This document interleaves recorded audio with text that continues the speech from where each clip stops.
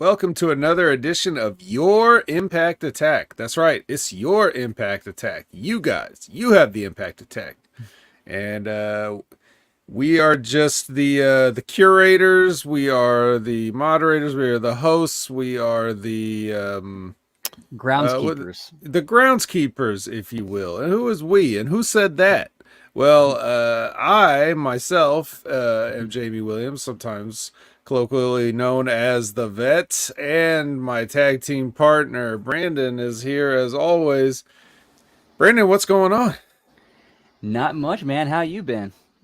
Well, I've just been trying to beat the heat, and as soon as I get myself a nice, shiny, new sort of air conditioning unit, then of course the temperatures drop into a more manageable. But that's just life. We're not here to talk about me and my air conditioning unit. How have you been? I have been awesome, man. How have you been? I've been great. How have you been? Oh man, work has been killing me. Like I don't have any AC in my car, so I'm coming back from every single delivery just absolutely drenched in sweat and have to spend like a minute or two in the walk-in freezer just to cool down. Yeah, I know what that's like. So yeah, it's hopefully everybody else is doing their best to stay cool during this hot summer. And speaking of everybody else, I mean, I guess that would be referring to the C in the VBC. So who's with us tonight?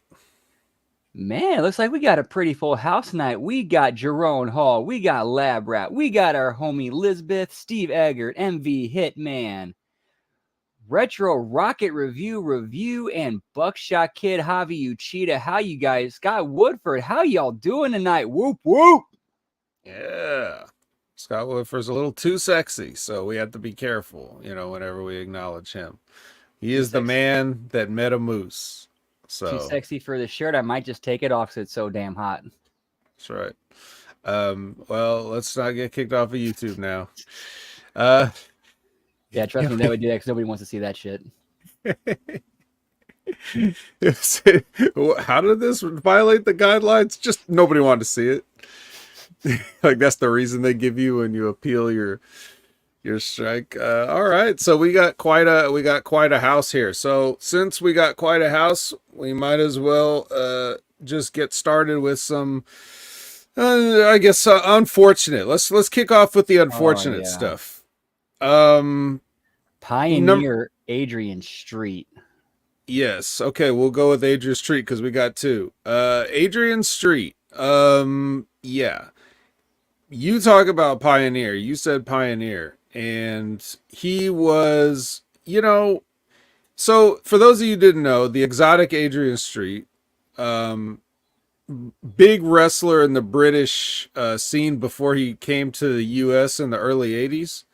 And he was one of the first sort of wrestlers in the modern era to have that, like, the flamboyant personality, like the one where you push the boundaries of, what's feminine and what's masculine and those type of things, right?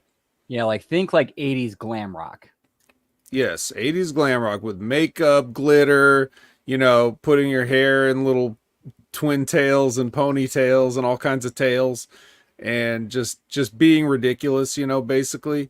And that idea, being able to sort of leverage people's feelings about that, the homophobia, without Adrian Street you probably don't get a Gold Dust, or things of that nature, people with that psychology.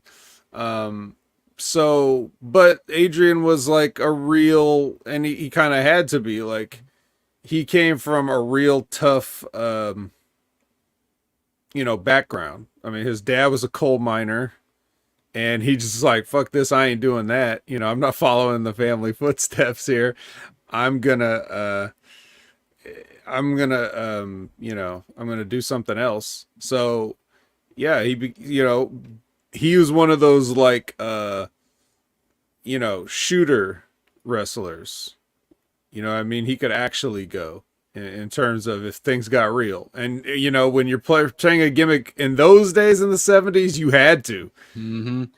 You couldn't not defend yourself. So, you know, a legit tough guy, a pioneer of the flamboyant persona, um, and then he came to the United States and stayed here and made a splash, you know, working for Continental. I know this because as a Rip Rogers guy, Rip used to talk about Adrian all the time.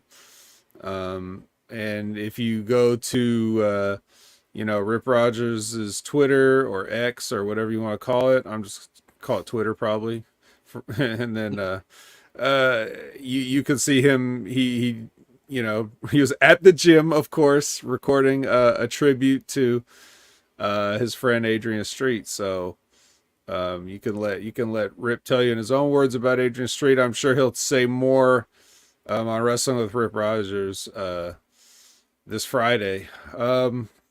So that's unfortunate, but you know, sadly, I didn't really see like a ton of Adrian Street. I mean, I always saw him, but they were like when I was a kid and you read the wrestling magazines, like the Pro Wrestling Illustrateds and the Wrestler and like all those type of mags, the After mags and things.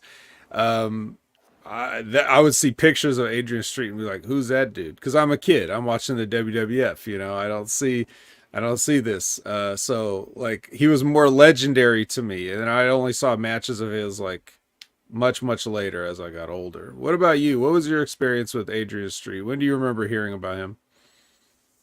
The first time I ever heard him was actually in a locker room when there was one of the wrestlers that on the show was doing a more flamboyant type over the top thing. And I overheard the conversation between him and one of the vets, and they was basically saying, "Here's somebody people need to watch: Adrian Adonis, Adrian Street." And then that Mm-hmm. was like, okay, I'll go check him out. And it's like, wow, this guy kind of changed things a little bit. I mean, he kind of set the bar. I mean, throw Adrian Adonis in there too. They both kind of set the bar and elevated to like that kind of style and character in wrestling. I mean, obviously it was kind of inspired by Gorgeous George. I mean, that was really the first pioneer when it came to that type of character and gimmick. Mm-hmm.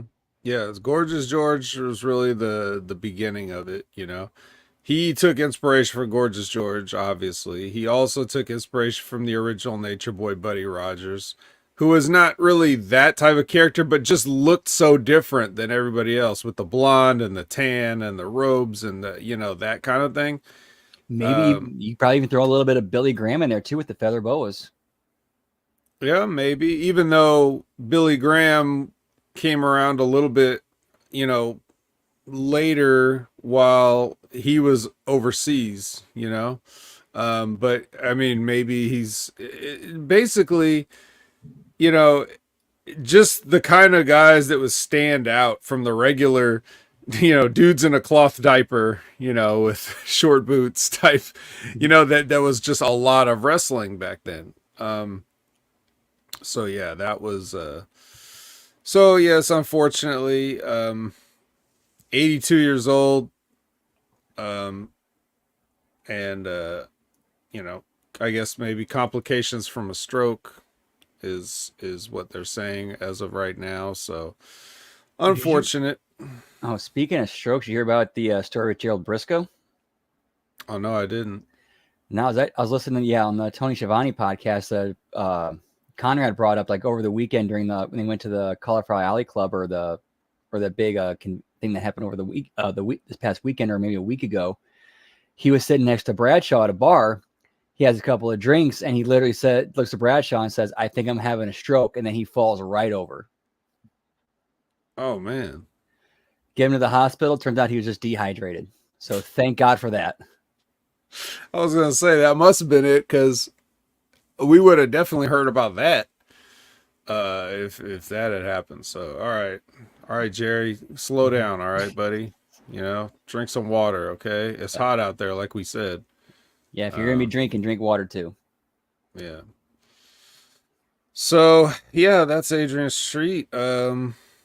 and then of course a more mainstream, much more mainstream, at least here in the United States. I don't know how Pee Wee Herman did all over the world, but I feel like a very recognizable character as well, flamboyant in a different way. But yes, Paul Rubens passed away. I guess yesterday. Yes, from what I understand, it was a private battle with cancer he's been fighting for 6 years. In fact, and his death is the first anybody's ever heard of it.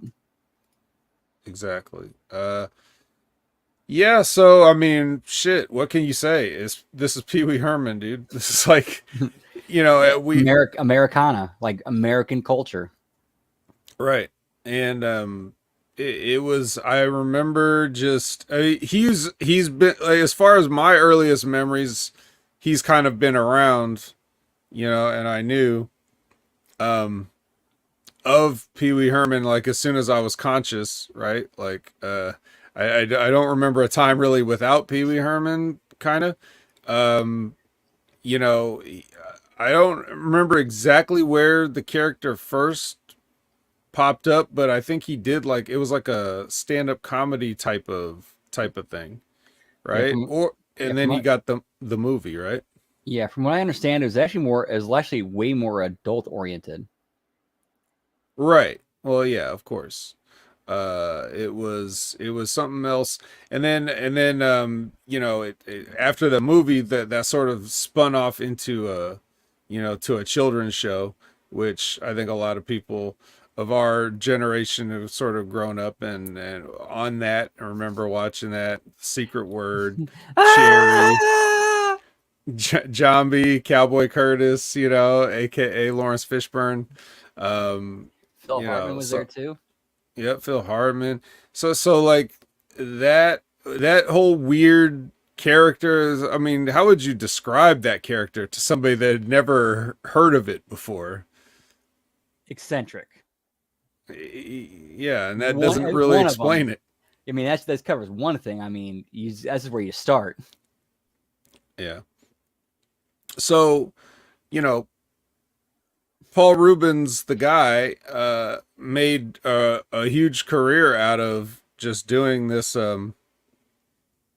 like this weird child. He's like a man child, I guess, is the way you would Yes. describe Pee Wee Herman. He's like an adult who's a kid, and then in the presentation, there's all these wacky like just goofy gadgets and toys, and is surrounded by bright colors. Like he lived in like the if there was how how, He'd how, fit how right. could I. He'd fit right in at Neverland Ranch.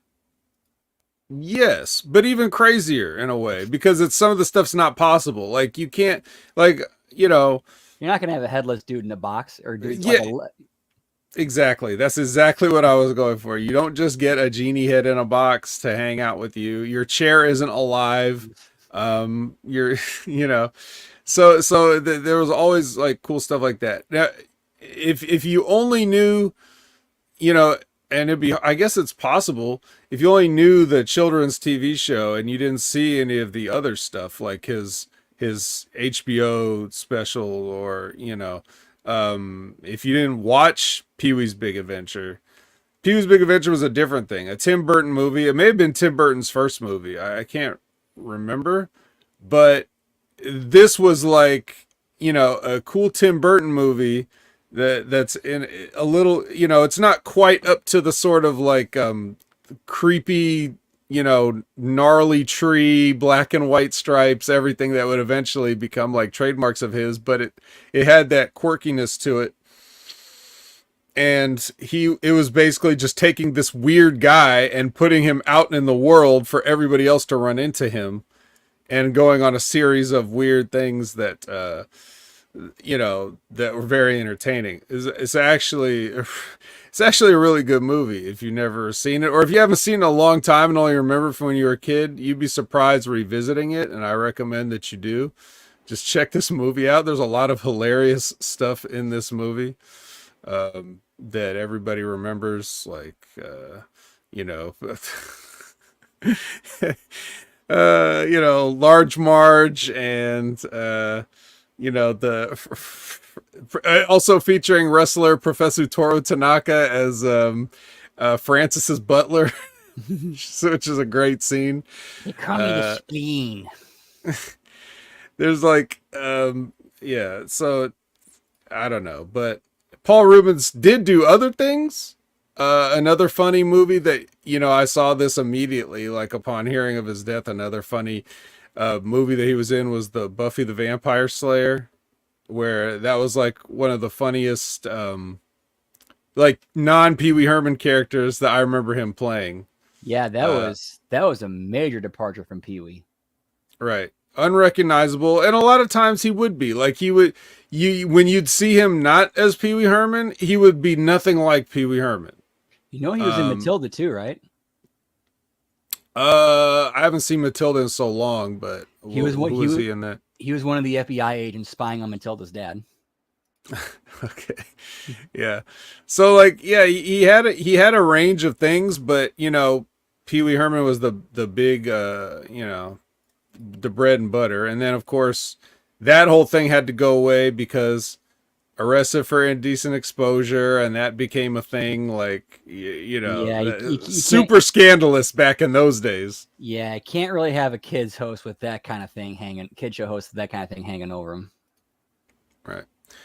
So, you know, that kind of put the kibosh on, you know, his mega stardom for a while, even though I don't know how much longer it could have lasted because it was such a, I don't know, kind of a one note gimmick a little bit, even though he did a lot with it. But yeah, you know, he eventually made a comeback, and he had a lot to do with wrestling, which is why it's a good fit to talk about here.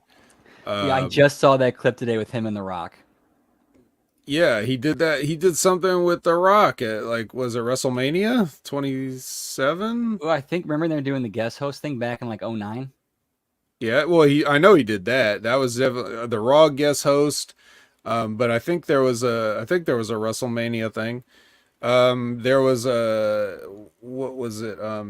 He was even back in the, you know, like the rock and wrestling time, you know, when everybody was jumping on the WWF bandwagon with Cyndi Lauper and, you know, all that stuff that was going on there. And Pee Wee Herman was part of that too.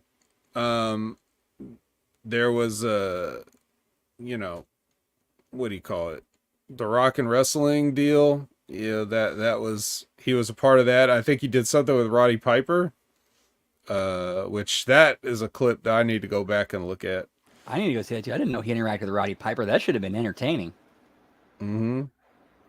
So yeah, it sucks that we found out about this, you know, just today, because I would have loved to hear Ben Hameen talk about it on the Monday Locker Room. This was not news as of our recording of that, but I know he would have had a lot to say about it, because not only just the pop culture aspect, but you know, he was one of the groundlings, right? Like Paul Rubens. Yep, So and he's so was Jericho.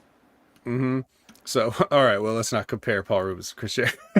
Oh, I mean, not at Chris all. Jericho But stopped through, but he was like, you know, he was doing that improv comedy in the late 70s, you know, and that's probably where he first came up with this character, is doing, you know, or a version of it back then. So yeah, I mean, but yeah, he for whatever reason, he kind of like you know, gravitated back towards wrestling too, when Pee Wee Herman made his comeback in the teens, I guess, you know, a few years ago, which was kind of weird. It was like seeing Pee Wee Herman like basically unchanged, but the guy is clearly much older, and it was almost just like a little bit sad, I guess, because it was like, this isn't how I would want people to see this character now. I would have rather they just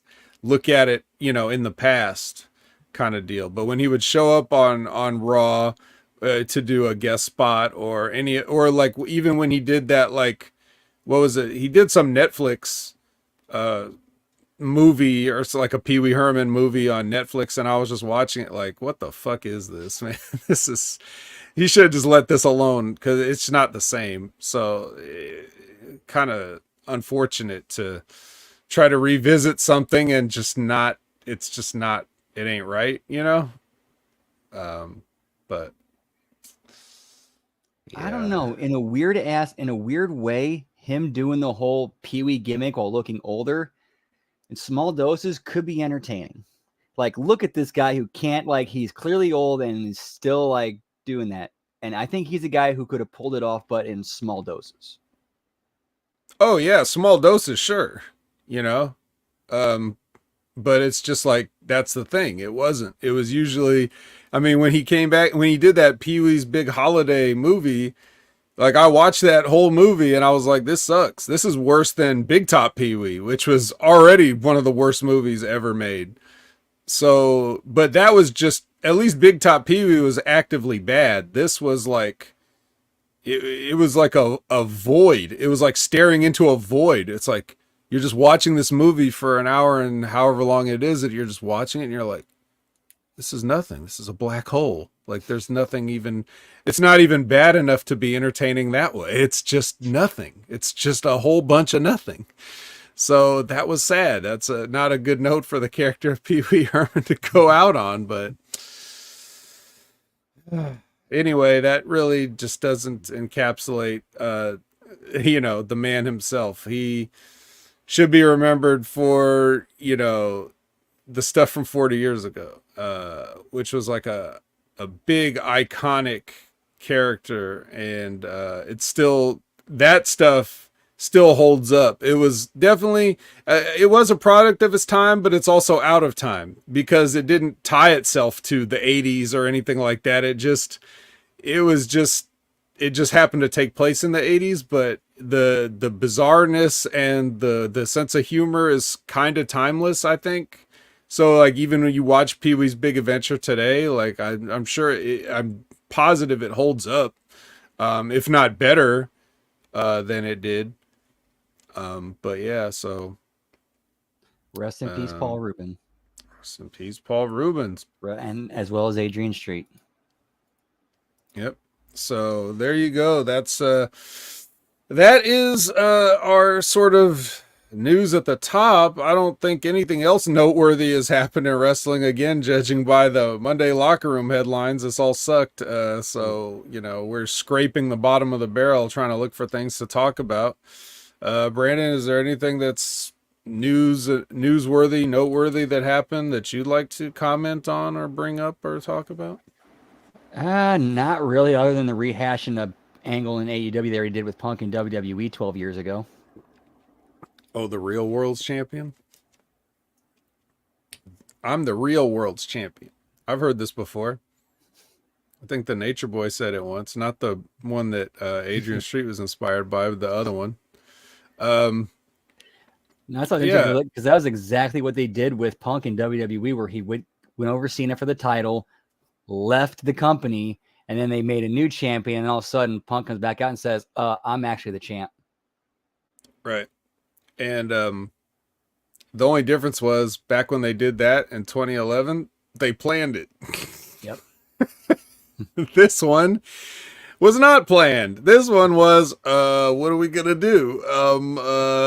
And they could hem and haw for 9 months and try to figure out what they were going to do. And when they had all that 9 months was up, they did the most boring thing they could possibly do. At least so far. I mean, obviously, if you were a sitting champion and you had to leave, you're going to come back and say you're the champion because you never lost. I mean, you almost have to. But they don't have the balls to acknowledge any of the... Or to even... They didn't even have... MJF address this. Like, as he's in the building while somebody's claiming to be the champion. And these guys already have a history, which they fought over, so it's like, you're just not, you guys don't have any balls right now. You need to get some balls. And you even have more intrigue right now with what MJF is doing with Adam Cole, because Adam Cole could play the wild card. You have no idea which direction he's going. Mm-hmm. And I really think that's one of the big problems in professional wrestling in general. It doesn't have to be limited to AEW. You have things on the table. Even if you're just looking at, look, I understand. Forget real life. Forget it. Just forget it. Just keep kayfabe on the table. You have so many things that you could do, so many angles and directions that you can go off in with people interacting with each other, not only within the same company, but in different companies. You can acknowledge other people. If something's big enough on TV that you want to acknowledge it, why wouldn't you? In the real world, this kind of thing happens, you know? If something happens, you know, in the real world and you're watching like a sports broadcast, the announcers may bring it up, you know, just as a side thing or whatever while the game's going on or whatever. Or if you don't think that there's big news in sports, like that they would cross over and talk about another sport during a sport, of course they would. World events. That's right. So even if you just look at wrestling, you know, if you got some big deal if you got a guy in your company saying I'm the real world champion and you got the world champion in the building, your show is writing itself for you. You don't even have to think. All it takes is have MJF arrive at the building. Somebody walks up the microphone. Hey, CM Punk made these claims. How do you feel about them? That's simple. That's simple. And it's even simpler than that because he's already there and we know he's there and he's booked to be there because he's in the main event that night. So of course he's sitting around. So what are you going to tell me? Like, oh, I was just focused on my match. Yeah, right. Okay, sure. So I don't know. Lazy. No one cares, Candace Spaceman. No one cares about what other TV networks used to do. This is fucking wrestling.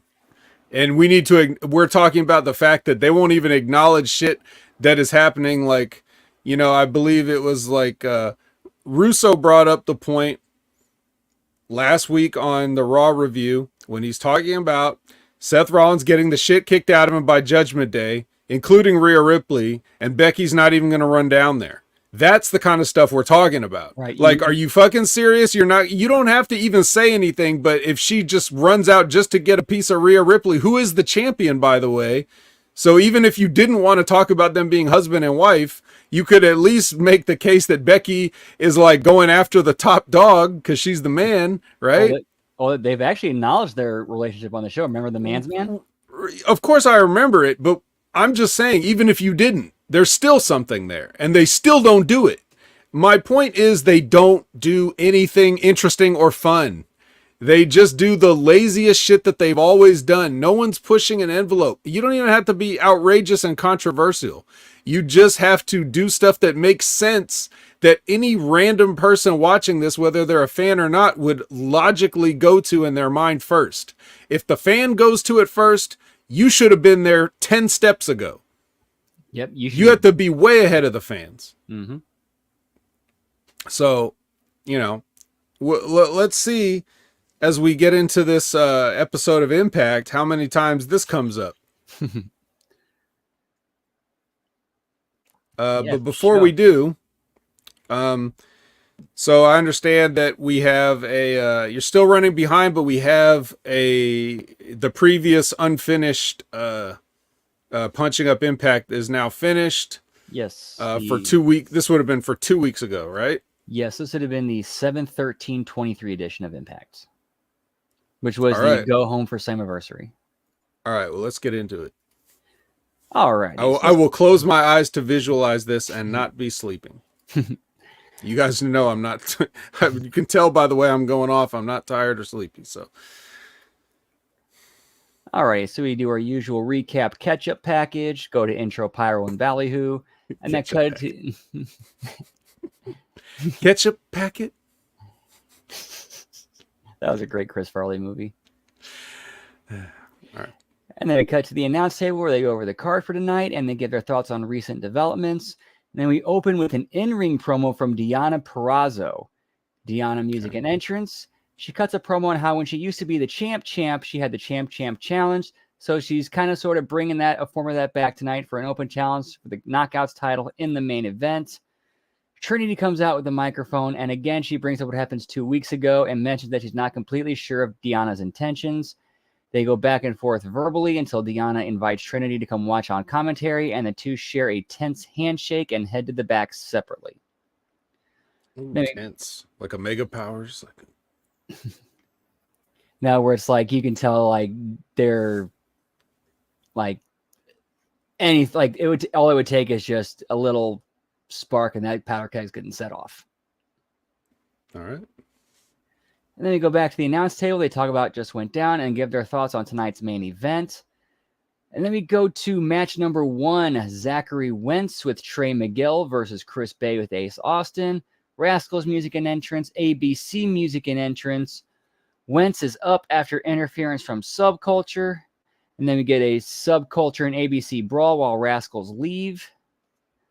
And we go to a video package of Nick Aldis and Alex Shelley before our first commercial break. And then come back with the BTI replay of Santino, Dango, and Heath.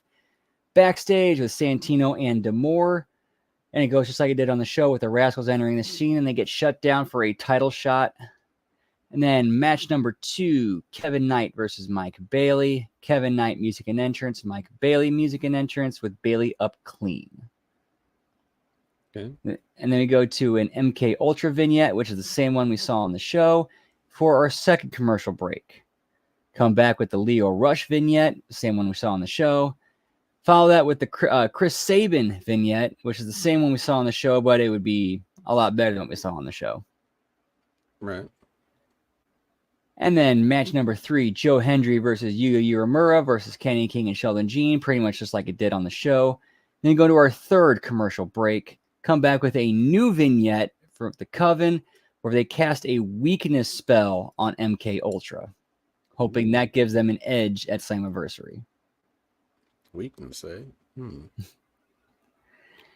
Then we go to the announce table where they discuss the injuries to Macklin and PCO and then how they'll be out of the tag match at Slammiversary. And then we go to the busted open clip with Bully and Diener that goes just like it did on the show. And then our next match, Moose and Myers versus Swan and Callahan. Moose music and entrance, Swan and Callahan music and entrance. And that match goes just like it did on the show. And then we go to a ABC promo where they talk about what happened, what just happened, their thoughts on that, the Rascals, and they put over their match and they do promos on all of their opponents for Slammiversary. Before we go to our fourth commercial break, and then come back with a Subculture vignette. That's the same one that we saw on the show. An Alan Angels vignette that we saw on the show, and then the Nick Aldis vignette that we saw, because that was actually a really good one that Nick Aldis did. Mm-hmm. And then we have go backstage to Trinity's locker room where Gia enters and she asks Trinity about tonight, and she asks if Trinity might be walking into a trap. Trinity says it's possible, but she's prepared if it is. Go to our last commercial break and come back with the New Japan promo video before we cut to the announce table where they give their final hard sell for Slammiversary. And our main event, the Knockout Title Open Challenge. Deanna music and entrance while Trinity arrives at the announce table. And Deanna cuts a promo before the match where she reminds everybody about the Champ Challenge and then calls out the challenger. Jody Threat music and entrance, and then we have that match go just like it did on the show and end it with an in-ring stare down between Deanna and Trinity. Does she hold the belt up at her? Yes. Oh, all right. Well, there you go. It doesn't sound like a hell of a lot changed. You added the Coven vignette with the spell and a couple other things. And threaded the main event throughout the show rather than just having it be there. Right. Yeah, it's always better to get people to. Now, that's the thing. Now, this is where the term "killing the town" comes in, because you got, so to speak, because you got people excited to see who would answer Deanna's challenge, and they would tune into the end of the show, and then when they get Jody Threat, they're never going to watch again. So, this is where you got to be careful with those type of things. This is where you could use your creative agency to replace Jody Threat with a much more entertaining and interesting person. Right. If they would have done more to build her up and got her over more, then yeah, it would have made sense to throw her out there. I don't know. The bell still would have had to ring. That's the problem. Well, And Jessica or Courtney Rush probably would have been better for that spot. Maybe, yeah. But again, this is your show. You could do anything you want. You could bring in somebody as a free agent if you wanted to. You could decide to sign a talent for Impact. Like, we'll show you who you should have, So think about that, as you further punch up their impacts. Like, look around the landscape and see who's not being used that could be used. This is a fantasy setting. I mean, we don't need to just tweak things that they've done. We can really go off in a different direction of like, if I was in charge and I want to tell these people what to do, let's not do the same, let's not do the same old shit. Let's not just keep things in house. Let's get creative with it. Let's try to get people to watch this shit. Is what I was saying. I don't know if Impact got anybody to watch this shit. But you seem to like it. This is the post Jimmy Jacobs era, literally, because you will see later that he's not in the Aldis vignette where he normally would be holding a microphone, but everything else is pretty much the same, so it's kind of noticeable. But anyway, that's getting ahead of ourselves. Let's just get right into it, shall we? Whoop whoop. After our usual recap, we're going to get a match to open the show with it's Trinity and Danny Luna of Subculture teaming up to face that naughty coven. Which was weird, because I thought they'd portrayed Subculture as heels, so why are they pairing Danny Luna with the over babyface Trinity? I don't know. They're not heels. I didn't get where would we get that from? They haven't. What have they done that's heelish? All they did, they're heels in our eyes because we're like, who the fuck are you? And you come in and win these championships when, But other than that, have they cheated? Have they said anything disparaging? I mean, what's not to like? So Well, I thought they were heels when they came in to do that one off with ABC. Well, are ABC heels, or do people just cheer for them? I mean, like, there's a little ambiguity here in terms of, we're kind of getting away from our characters. That's true. Yeah, we need. I think if you're a Bullet Club member, you need to be a heel. If the people happen to find you entertaining, that's just an unfortunate side effect. But if you're the Bullet Club, you have to have a heel mentality. I'm sorry, that's the brand. That's just what it is. So don't, it's ABC's own fault, or I don't think it's their fault. I don't think they've not acted like heels, but I think the company has positioned them as fan favorites in spite of what they're supposed to be. So it puts Chris and Ace in an unfortunate position, because now they're having to juggle, like, all right, well, we're supposed to be heels, but we're in the babyface roles, and how are we supposed to play this? So now you get to walk a line of mediocrity where you have a foot in each world and you're not fully committing to either one, and that's how you get boring ass wrestling.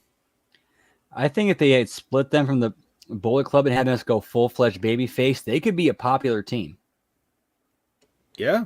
So you could do a thing where it's like, I mean, they want the Bullet Club recognition, right? Because that, otherwise you're just two random guys in a tag team.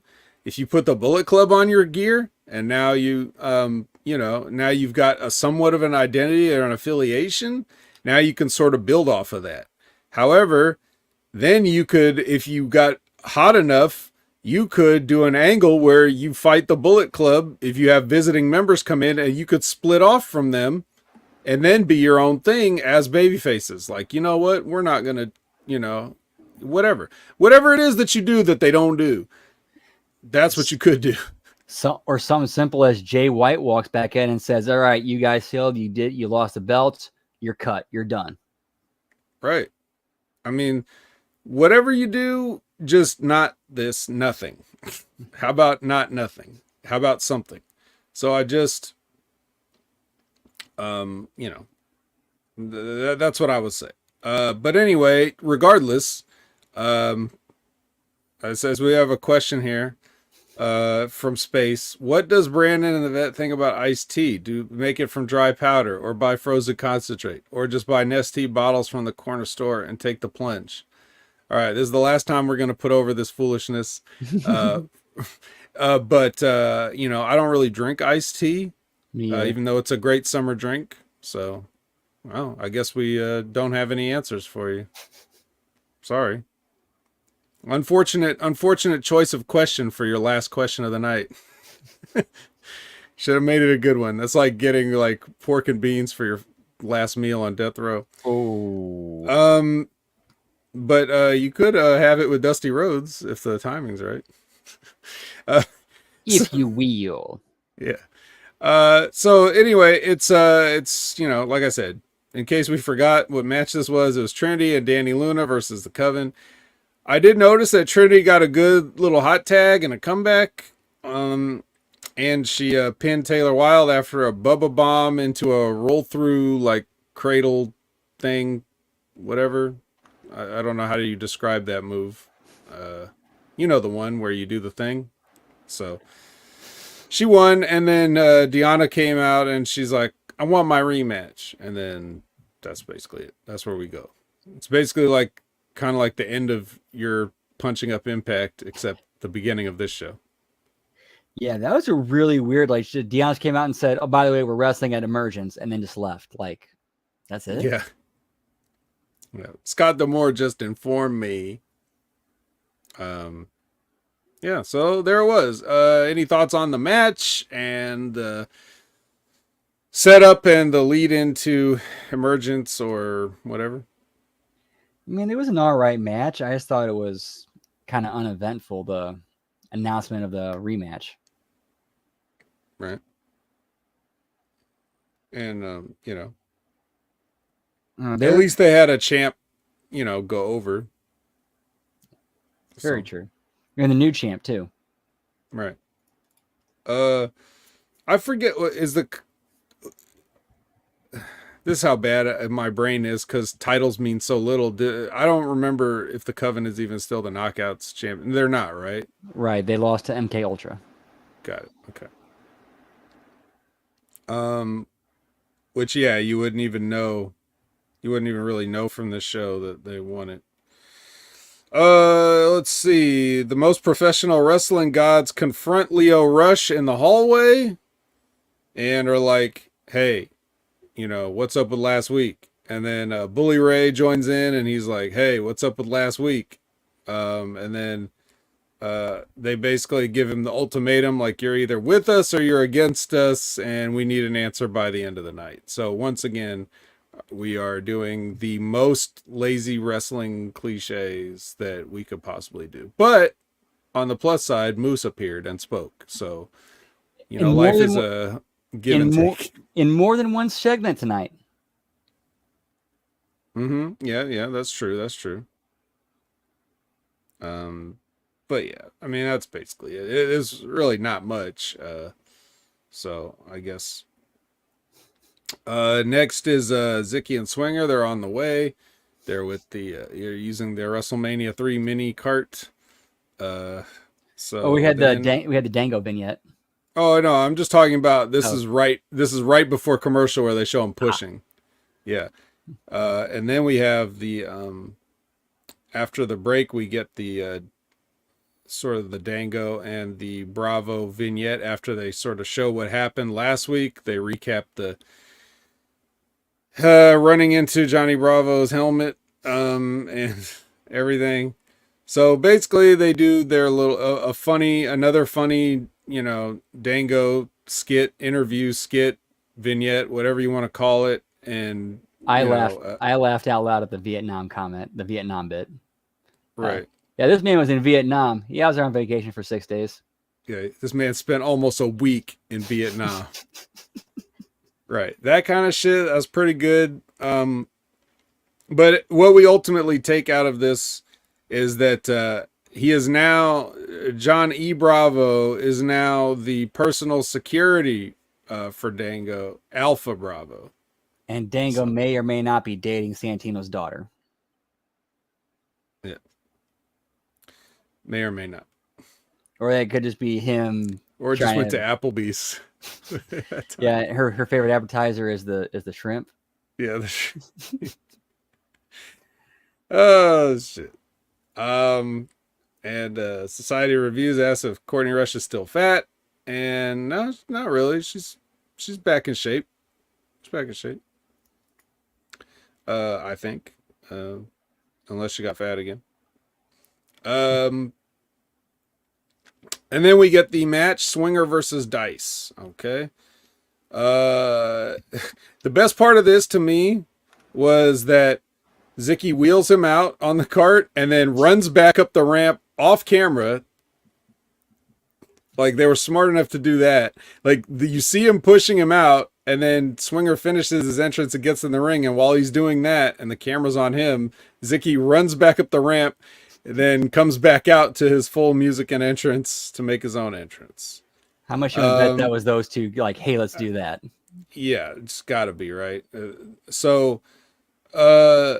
match starts. It looks like we're going to get a finger poke of doom, but then Zicky's like tries to roll him up, and Swinger's like, "What are you doing, Daddy?" And then they get into an eye poke battle. And you know what, Brandon, can you recap whatever happens else here? Because I was watching this and I'm just like, all right. I think what they're kind of going for was like everything that like Swinger tried to do on Dice already knew was coming, or vice versa. Like, poke one eye or rake one eye, rake the same eye, rake the other eye, rake the other eye, pull the hair. We both pull each other's hair. Yeah. And then from there, like, I can't even, I found myself losing the energy to try to transcribe what was happening in the match. Oh, basically. That's the best way to describe it. A Three Stooges routine. Okay. Thank you, Hitman. A Three Stooges routine. But yeah, so what happened in this? What was the finish? I believe the finish was they did something where it was like, it looked like Swinger was feigning like, you know what? I'm done. My time is up. It's your time, kid. And then he does the thing where he actually like says, no, you get into the cart. And then he starts to like, and then Zicky Dice gets into it, gets in the cart, does the whole pose, and then he clotheslines and throws him in.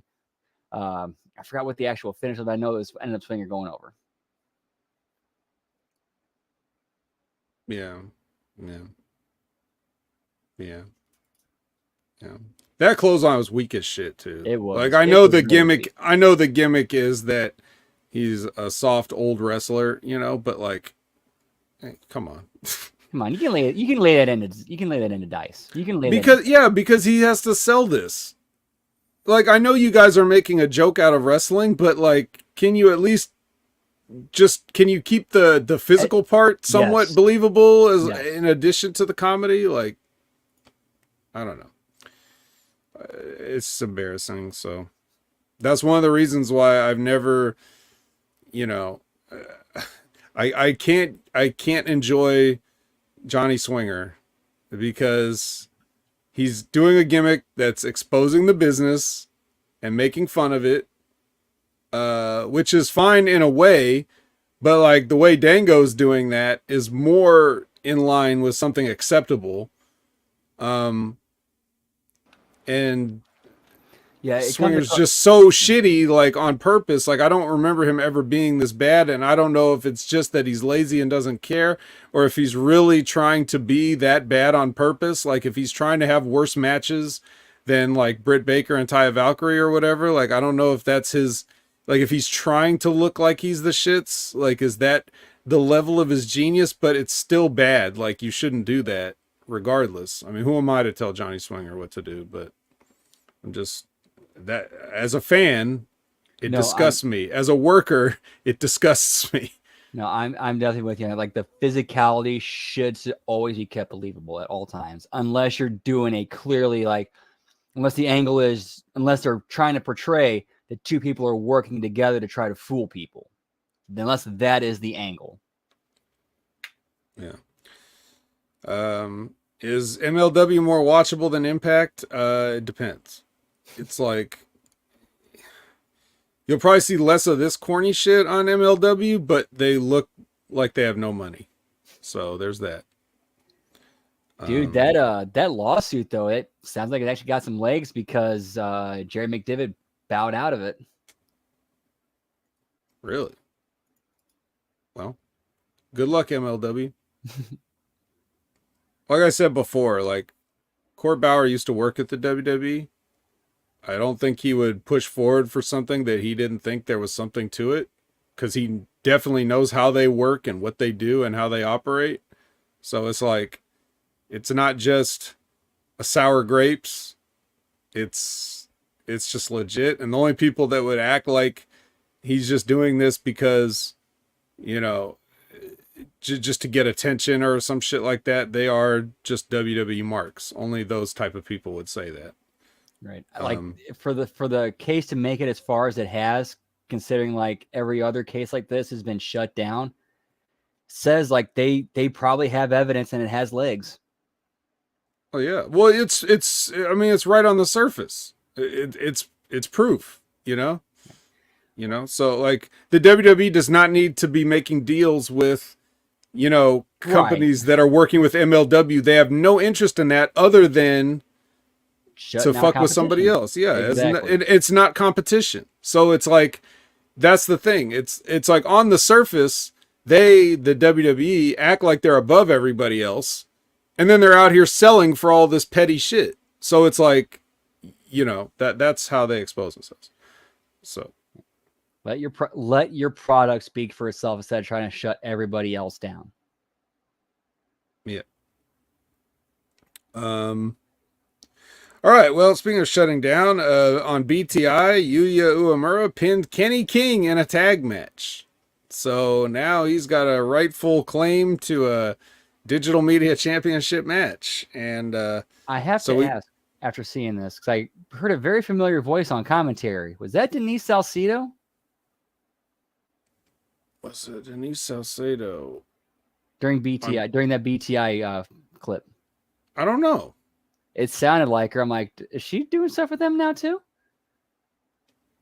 Which would All right. actually, now you think about it, with her being on Busted Open and Serious, wouldn't actually make sense because she's got that Bubba Tommy connection. All right, chat, get on that. Because I ain't watching BTI. um.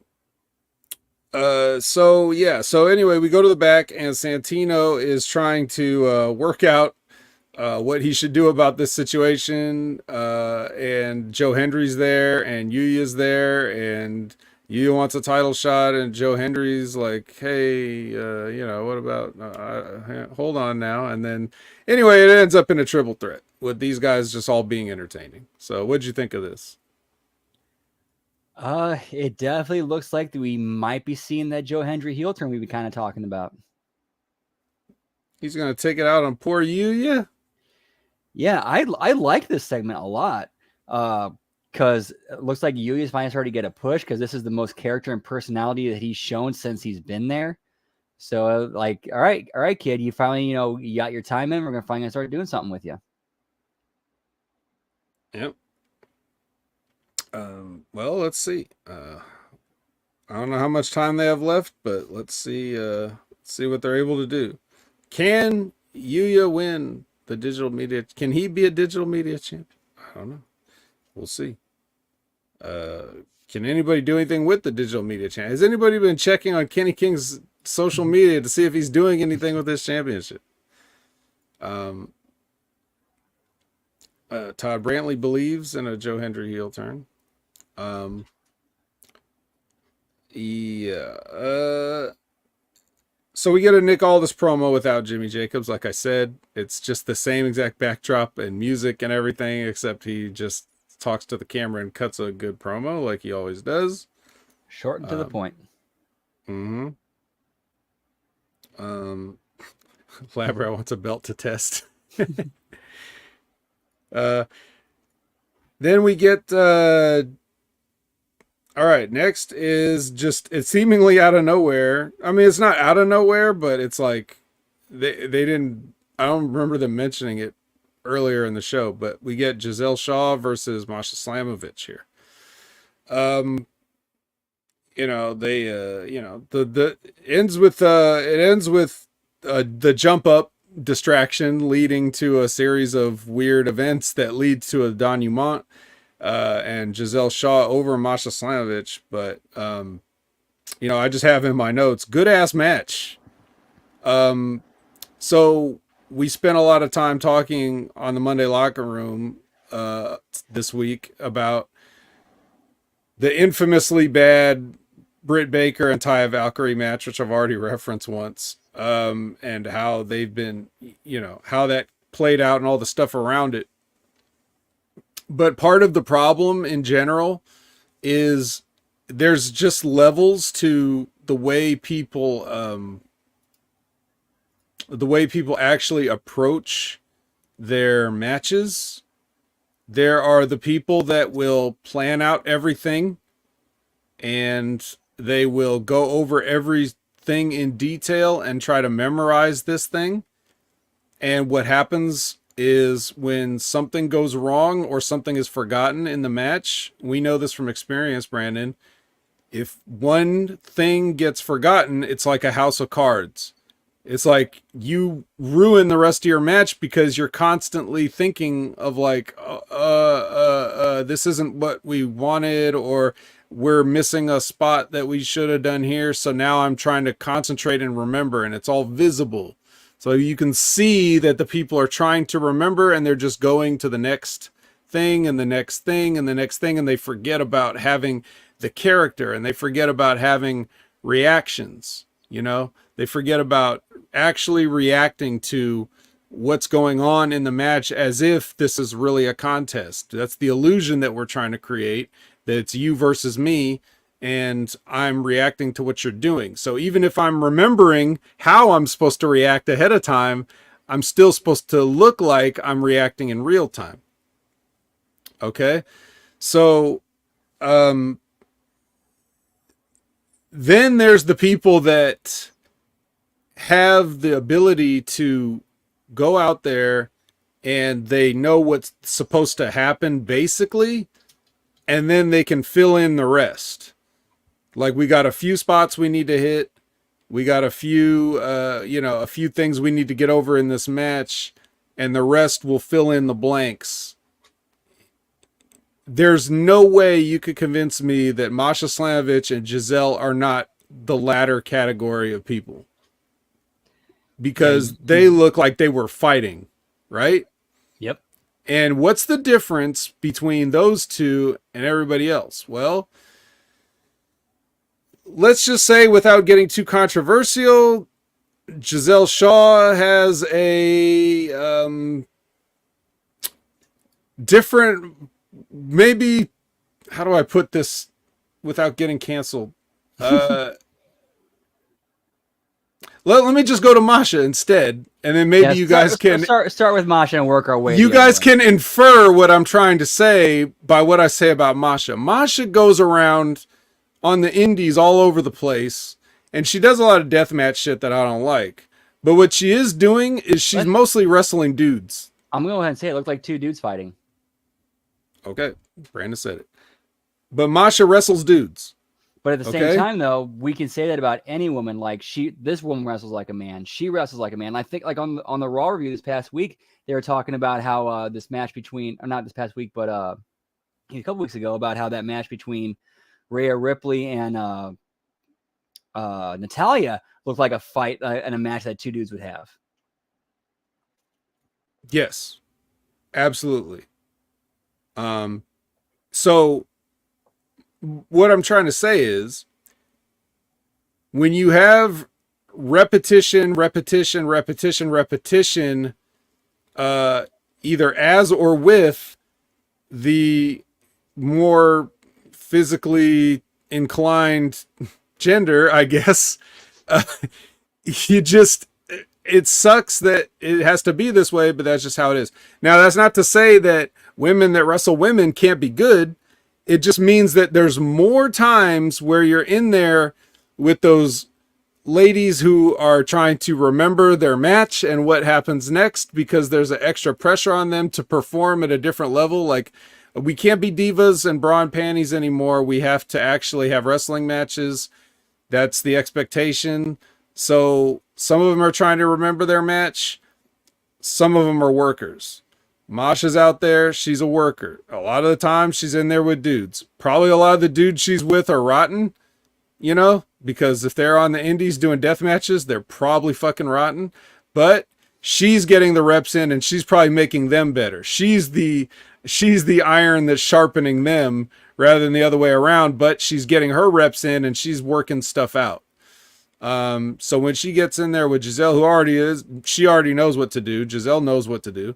So you get these two together and now you got what looks like an entertaining contest, a fight, whatever you want to call it. It looks like a fight. It doesn't look like two chicks remembering stuff. So if you watch one match from Impact this week, watch this one. And even if you want to take gender, politics or identities or whatever out of it, if you just look at these two people had a better match than anybody else had on this show. It doesn't matter who they are. It was just a better match. So, that's what led to my notes. Good ass match. And then back to what you're saying about like when it comes to planning everything out and being able to improvise, like you can plan out an entire match move for move, spot for spot, but you still got to have those improvisational skills that if shit goes wrong, you can fix it right there without the crowd knowing something went wrong. Yep. Mm-hmm. I mean, that's the difference. That's one of the points I brought up about that infamous match. Like when Britt Baker, made a mistake or whatever, you could see on Taya's face that she was frustrated instead of her being in the moment and being like, like I said, the way you deal with something like that is if somebody messed something up, you hurry and scramble to take advantage. Like if somebody botches a move or something, you just run over and pin them like, I got you, sucker. You fucked up. I'm pinning you. And then they get a kick out or whatever. So it's like, rather than just sit there and roll your eyes at them or whatever, like that's not what we wanted. Like, no, don't tell people that. Just pretend it's a contest. Go for the win. It doesn't matter what the fans are going to think. They'll forget it if you forget it and just act like, the magician that you are and don't expose that the trick didn't work out. Like that's what I told Ben. That's why I said, when you go to a magic show, you don't want to hear the magician go, oops. Like, exactly. That ain't it. You don't do that. Man, I said this before on the show. Like I'll never forget one spot I had in one of my matches where the dude like put me down for a body slam. He said, watch the corkscrew senton. I'm laying there. I watch him fly right. Yeah, I watch him fly right over and miss me. I get up, I roll over, get back, get on top of him, start getting some blows, get him into a corner, and call a spot for him to take it back. Watch it. Okay, I'm watching it. There it goes. I love that shit. Watch it, brother. Watch this. Watch the something. Okay, I'm watching it. Oh shit. There it went. Oh yeah. So anyway, good ass match is what I was trying to say. That was a good match. Good match. And let's go to the chat. Retro says many women wrestlers in indies fight dudes, just not main 3 shows. I mean, yeah, that is true, but it's not, they're not all Masha for whatever reason. I mean, Masha was also trained by fucking Johnny Rods, so there's like different level there. Yeah, that's different. That's way different. Right. Todd Brantley says, in some cases in these intergender matches, the women are carrying the men because they have more experience and might even be a bigger name than their opponent. Right. Well, you get more experience doing that too. It's tough. You want the experience in both ways. You want to work with somebody better than you, but you also want to, so that you can learn, but you also want to be the one that's able to, you get practice and repetitions by helping people learn themselves. Because that means it gives you practice in those moments where the less experienced people maybe make a mistake. Or if you make a mistake yourself, like I'm supposed to be, helping this person through the match and I make a mistake. Now how do I react to that? Can I cover that? Those are things that you need. And people that have been put in that position, can appreciate that level of experience. It's like, I've been in that position where I'm supposed to lead somebody through a match, and I'm like, people need to be leading me through matches. you know, I'm just the less blind. I'm like the slightly sight impaired leading the blind. I don't, I want to be led, but now I'm in a position where I have to lead. But you level up that way and you learn that way. So, there's benefits to both, but you can't always be the more experienced one. There's got to be some times where you get the chance to just follow along and be in there with somebody that's much more experienced than you. And the way you do that is you just constantly get bookings. Like that's what Masha's doing. She's constantly getting booked. What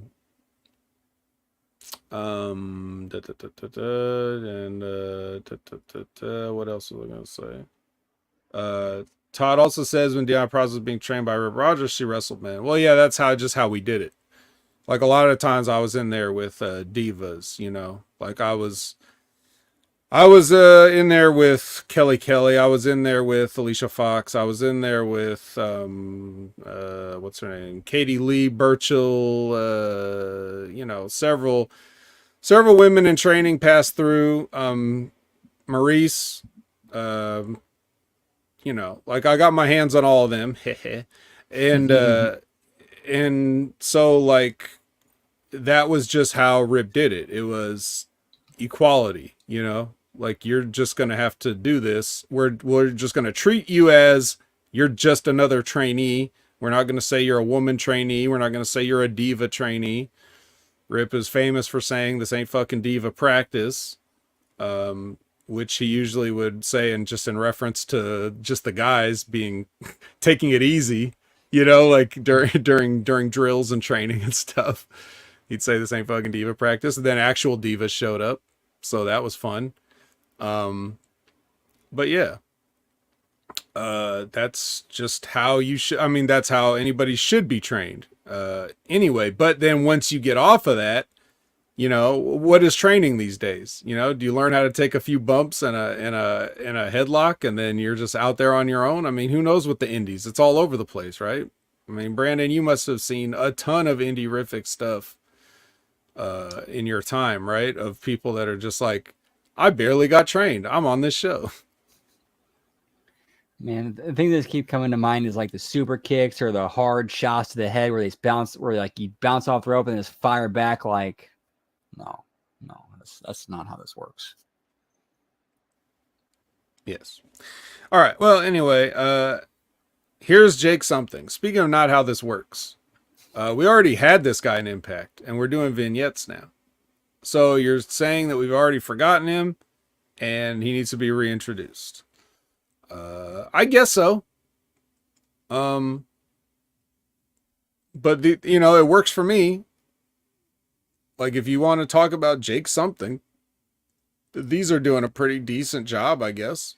If you're a new viewer, it gets you sort of pumped for him. What do you think? I mean, I didn't hate it. I mean, nice little introduction for people who hadn't seen him and a refresher of people who maybe forgot about him. Yeah. I mean, at least they didn't go back to the thing where he was Cousin Jake. Cousin Jake. Well, if Eric Young needs any help against his old enemies, but we'll talk about that in a minute. All right. Next, Tracy Brooks wants 5 minutes with that dumb bitch Lish. Her words. And it appears that her husband Frankie talks her out of it, and then they just leave. It's kind of flat. It's kind of a little flat, isn't it? Yeah. I mean, the only way that the way they had it set up would have worked is if they actually followed up on it later in the show, or something where they're heading through the backstage or going to their car. Frankie says, "Oh shit, I forgot something. I'll be right back." And the next thing you know, here comes Eddie and Alicia, and they lay out Tracy. Yeah. I mean, yeah. Even though that itself is like, I get enough of that throughout the week.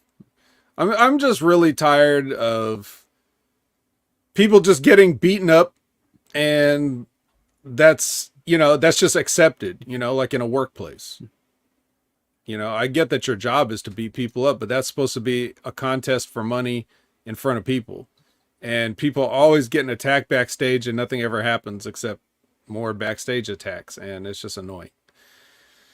Just imagine going to work and getting into a fight like with your coworkers every day. And then you just clock back in the next day like nothing happened. No one gets in trouble. No one's like, fired or suspended or fined or anything. You just have to go back to work the next day. It's like maybe just a little bit less of that. And then, because what they're doing is what I say, like a lot of the time is you're trying to use fights, like street fights or fist fights or whatever, to sell wrestling matches. You kind of got that backwards, right? You're supposed to sell a wrestling match and then, or you show the wrestling match and then you hope that during the sporting wrestling match where guys are using techniques and holds and things, that now a fight breaks out and things get pretty serious. That's what you're supposed to say. So,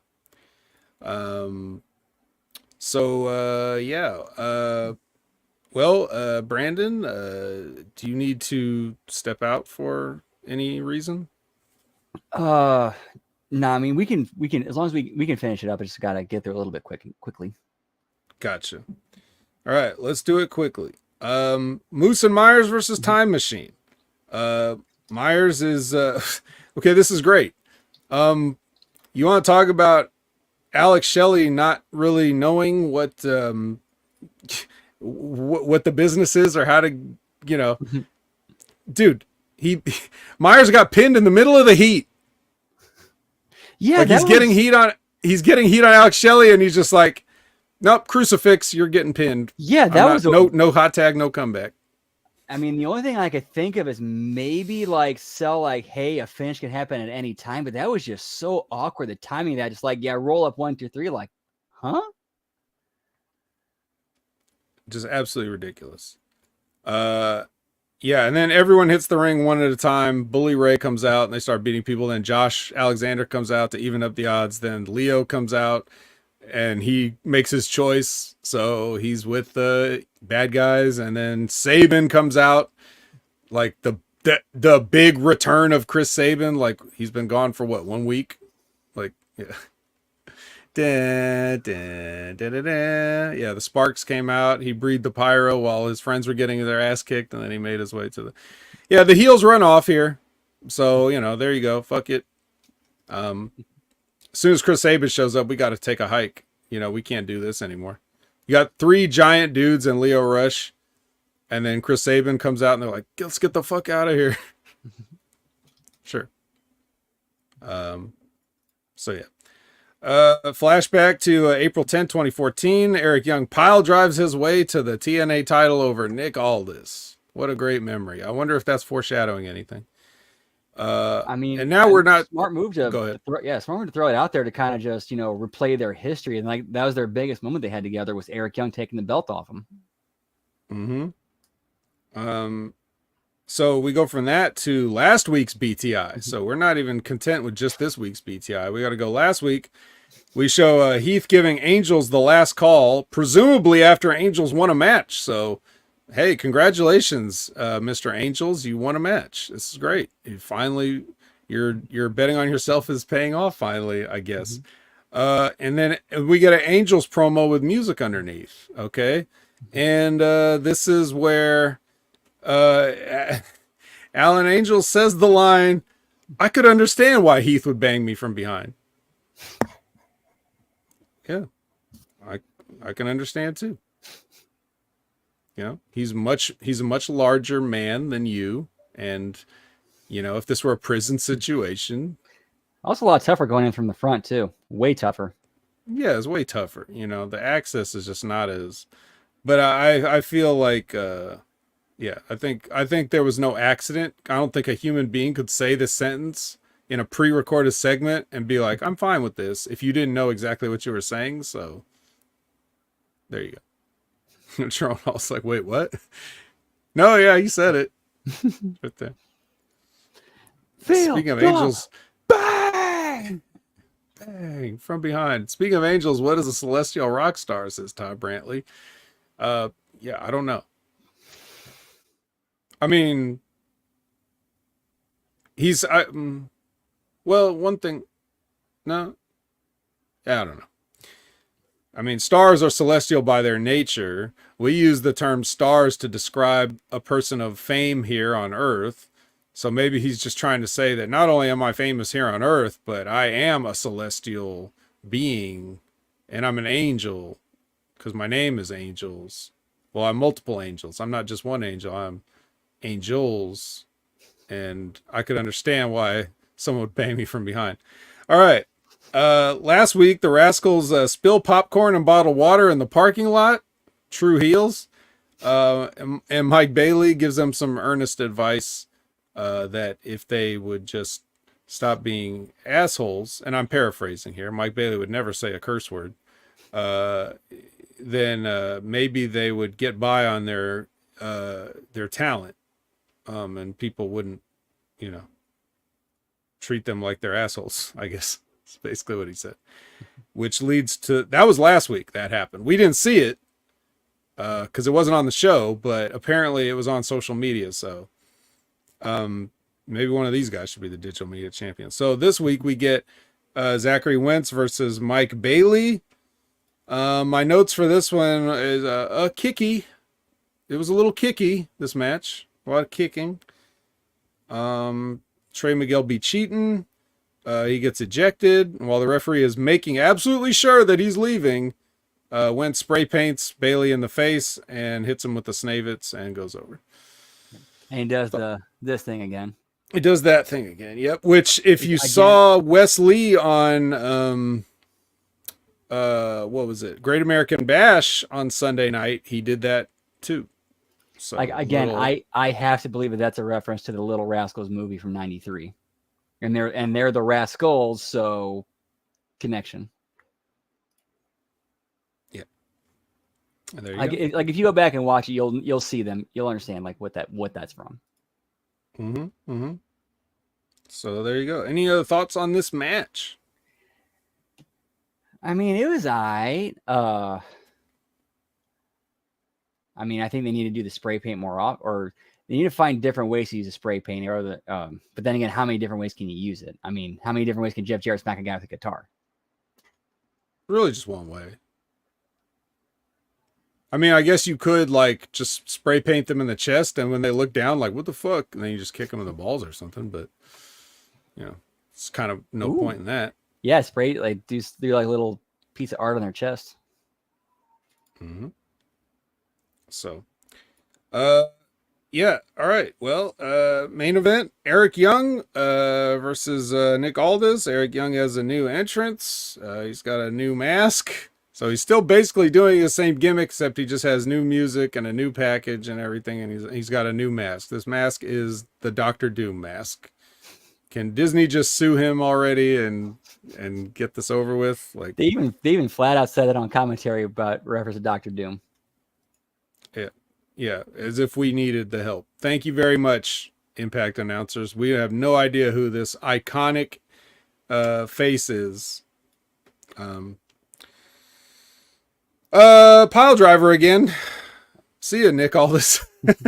That's basically what I wrote. Look, they had a match. I didn't really pay attention to it because I basically knew what this match was going to be. It was going to be a nice wrestling match where they kind of took their time and didn't do anything totally stupid. So, there you go. And then the post match is the design attacks with, choke slams from Khan and a DDT from Diener. They should have brought a knife. Yeah, right. That works the first time, didn't it? Allegedly. Oh, apparently not. I mean, fuck. But, whatever.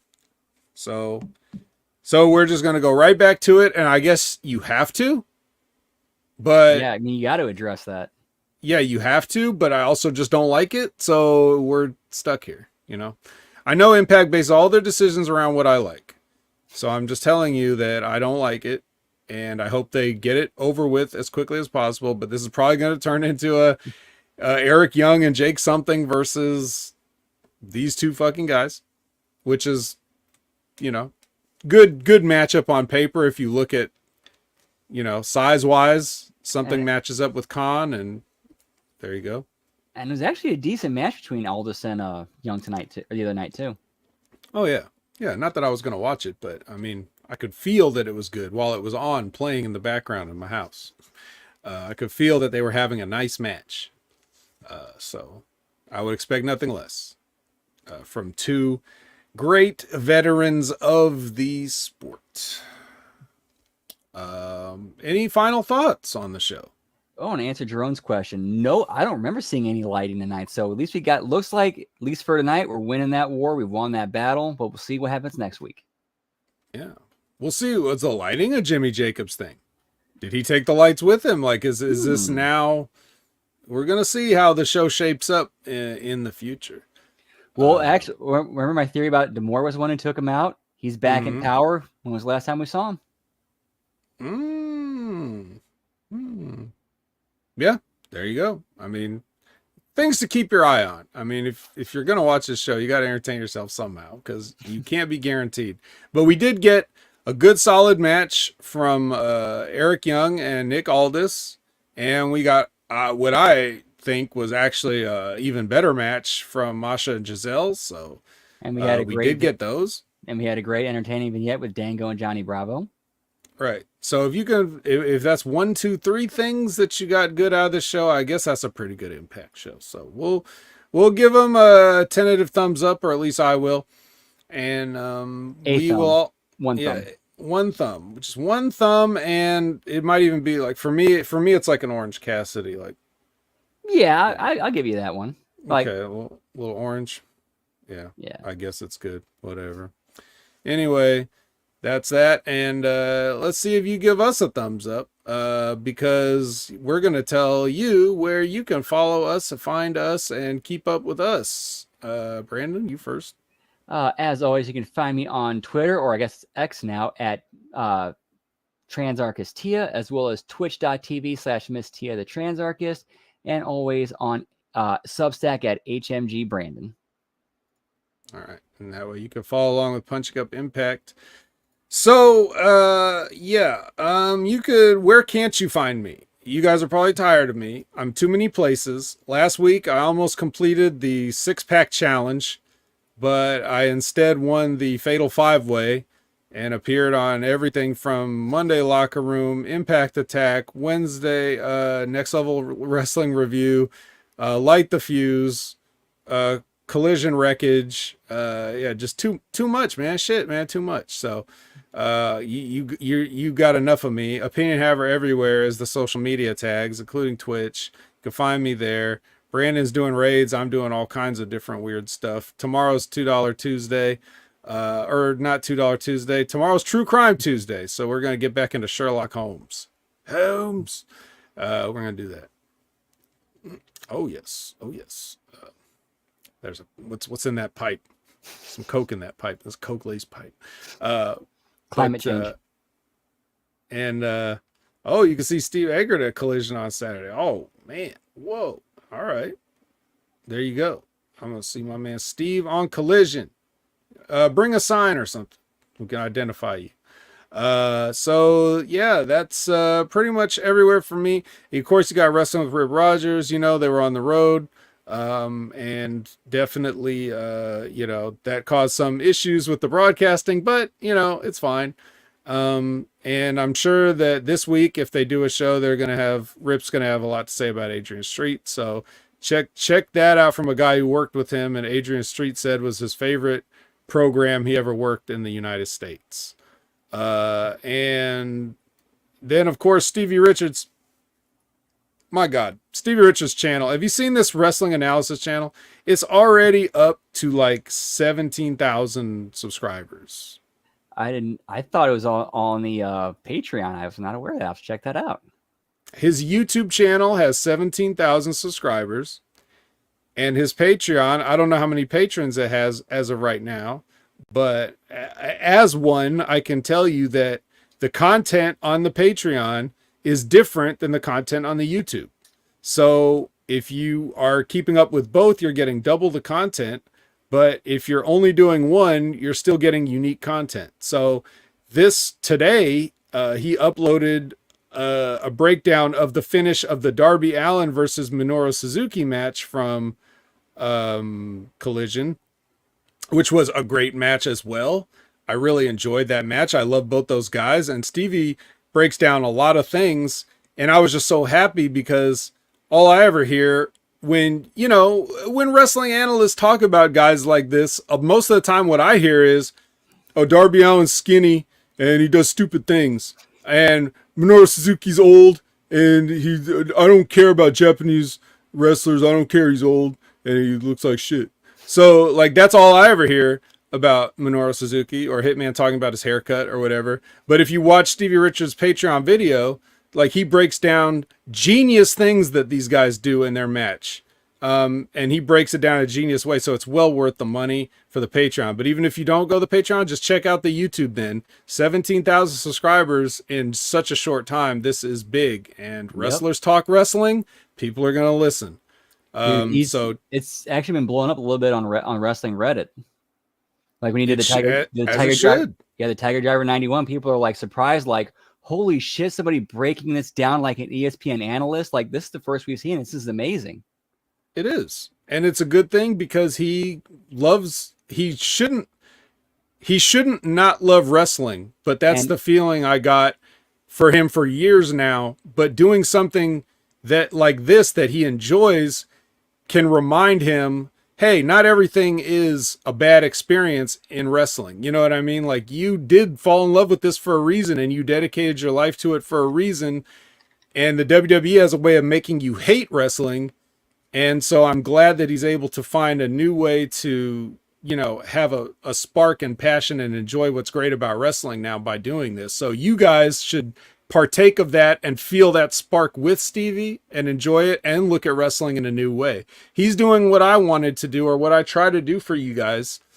I'm not saying he stole my idea. I'm just saying we think on the same wavelength of this is something I wanted to do in a slightly different way than he did it. I wasn't going to have the telestrator, but I did want to go through like match videos and like, I've done this with Ray a couple of times on certain things where we break down the footage and okay, pause. And then I point things out, and I was like, that's something I would have liked to do more of.